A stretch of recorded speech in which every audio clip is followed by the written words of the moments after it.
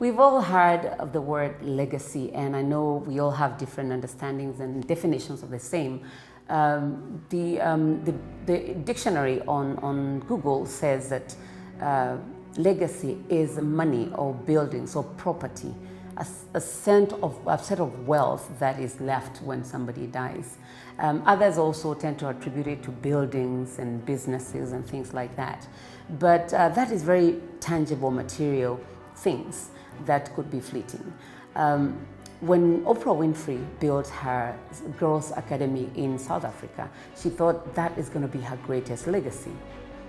Her mentor, Maya Angelou, however, had a different opinion. And I like what she said to her. She said that your legacy is every life that you've touched. Your legacy is every life that you've touched. When you think about it, that's not tangible, but it's value that you actually live in people. And I have come to embrace that more than I embrace what the dictionary says. And I say that because I'm also a beneficiary of the Oprah Winfrey Show. When I was only 19 years old, I came across that show on a TV in Nairobi. And as a village girl who had no hopes for the future, just had big dreams but had no clue how they would pan out, that talk show to me became a classroom, and the inspiration that I gained from it, I would say, has become a legacy for me, so I'm a beneficiary.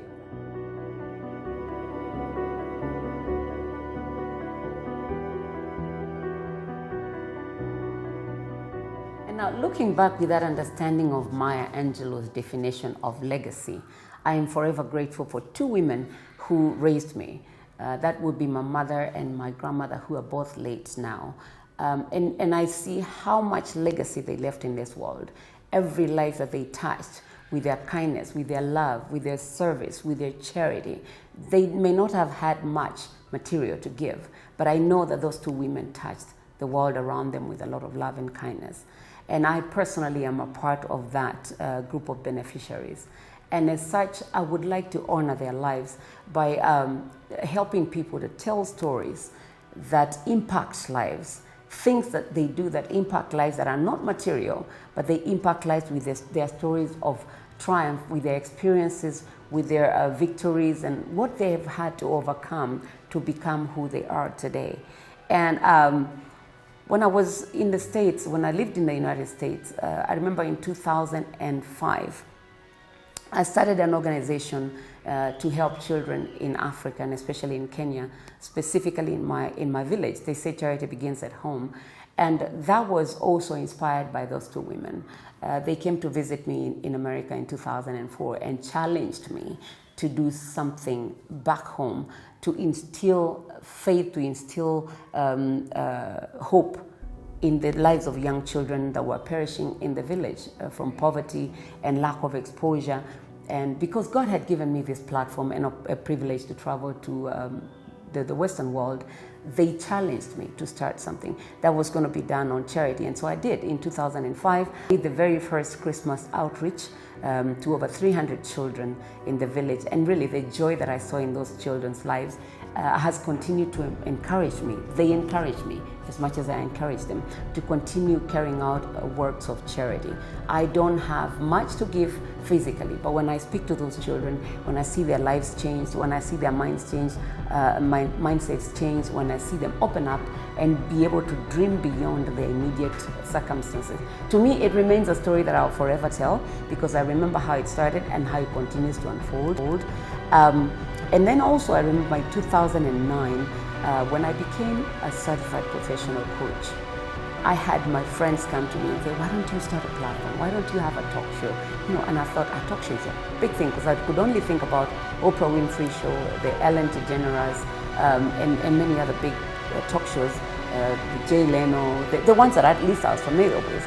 And I could just imagine, how can I even start a talk show with all that? So for the last 15 years, I have toyed with the idea of a talk show where people would come and tell, sit around and tell stories, or just tell stories through the lenses and then spread it to the world. Now, in a world that we live today, which is it's really become very digital and a small village, I feel like the time has come for me to launch this idea and move it from my head and to the screens and to the world. Kandid Xpressions to me it gives people the opportunity to tell their stories very candidly, in a very raw manner, no filters, just as real and as authentic as they happened. Because I believe when it's raw, when it's authentic, when it is real, it is more impactful. You don't have to filter it. So that other people that probably might be going down the journey that you've already experienced can see like, oh wow, if so and so did it, and this is how they came out, and this is how they overcame it, or this is how they came through with whatever experience that they were going through, I too can. Or you've probably hear a story of somebody that was born and maybe became orphaned at a very young age, and through other people that surrounded them and through the power of their mind. There's a lot of power in our mind if they opened up their minds and they dare to dream beyond their hopelessness of being orphaned or being poor or being rejected or whatever the cases, or abused, molested. There's a lot of those stories around us. And the more I share with people, the more I realize there's so many people that have had to overcome so much to live a life of victory, a life of meaning, a life of purpose. And now many of them have decided to share their stories to inspire other people, to empower other people, and to encourage other people to come out of a place of bondage. And that is why this concept it's time to birth this concept and give it life.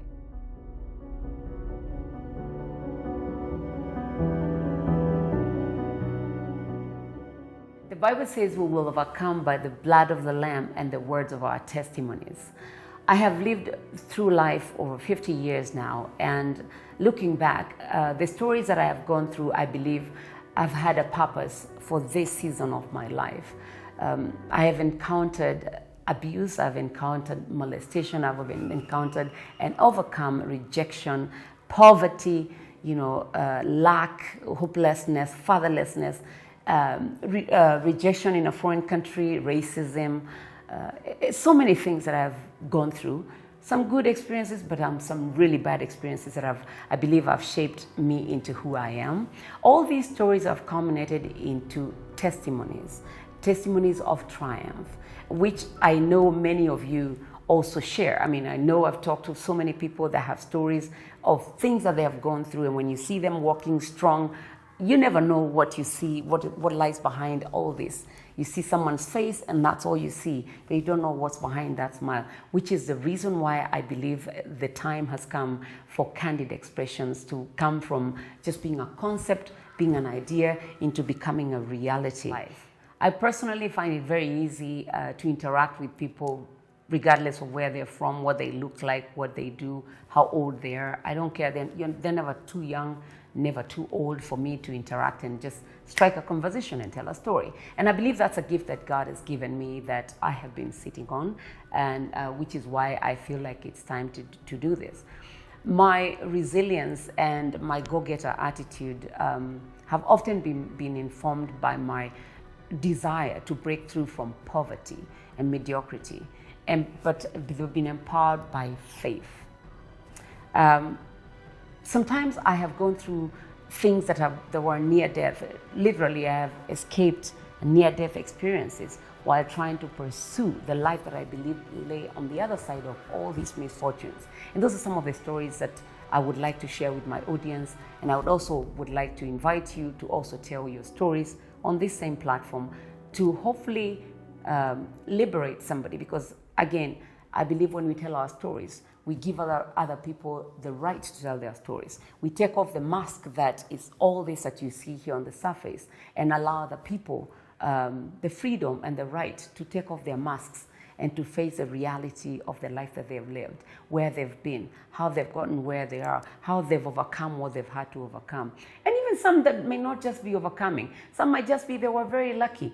They woke up and they found there was gold on a silver platter, from the time they were kids.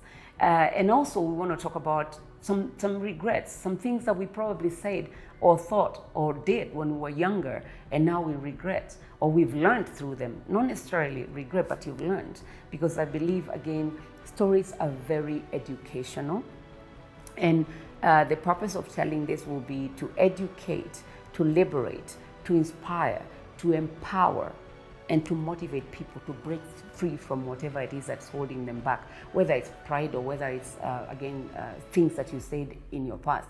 I remember some time back when I was a younger girl, and we were young, and when you're young, you have dreams, and people are dreaming and saying things that they would like to do, say things that they will never do. One thing I like to say is never say never, as long as you're still alive. And so we will do this through the Kandid Xpressions show with me, Rosemary Zembe. So we hope to see you on the other side of this platform.